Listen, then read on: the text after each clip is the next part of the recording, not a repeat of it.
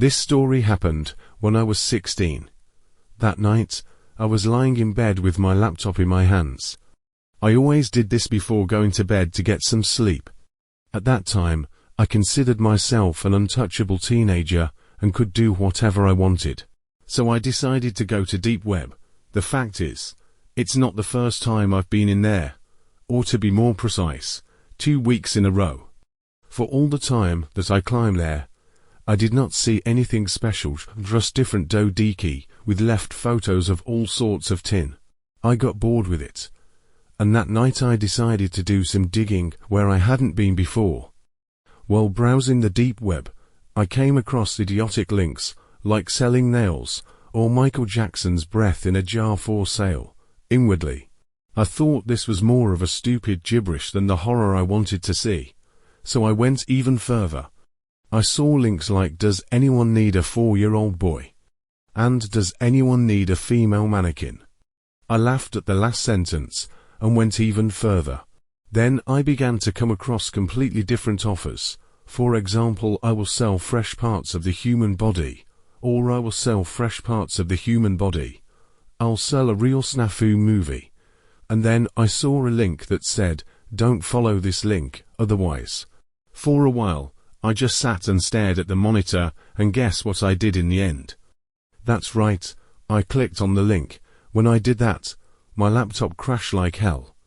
He blacked out for a second, and then switched back to the spot where that ill-fated link had been.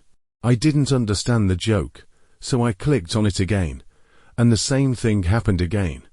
I didn't enter again, and clicked on the link a third time.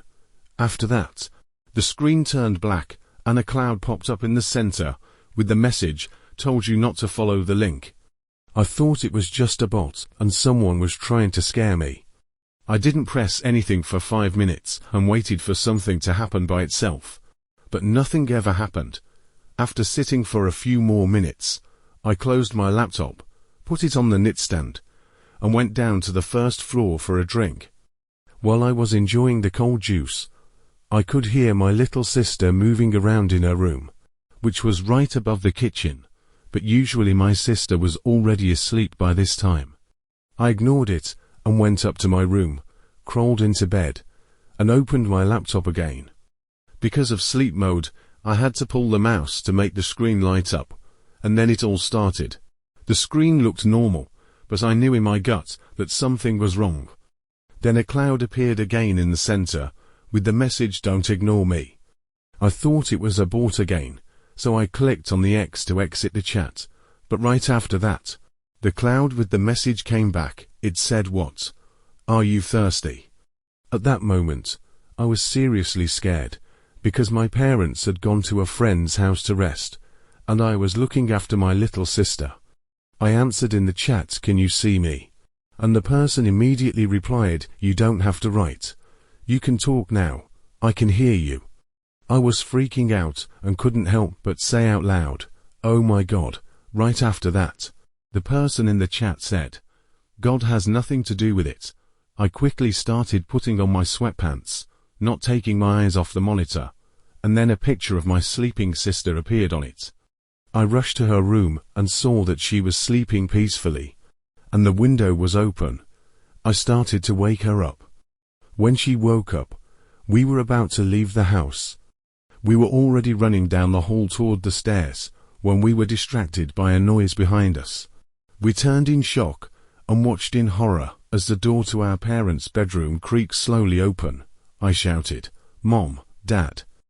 And at that moment, I received a text message on my phone from some foreign number. "No, but if you want me to be your dad." I agreed. When I turned my gaze from the monitor to the hallway, I saw that the door to my parents' room was open, and a tall man dressed all in black was standing there, smiling at us. Fear gripped me.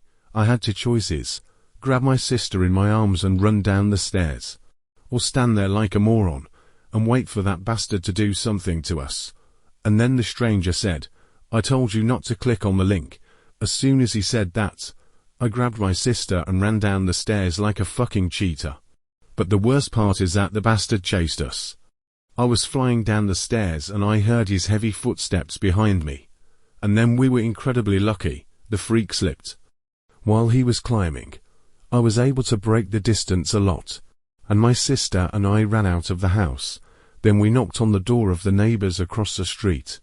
They called the police while I called my parents. When the cops arrived and searched the house, they found no one there. I gave my phone and laptop to the cops for obvious reasons.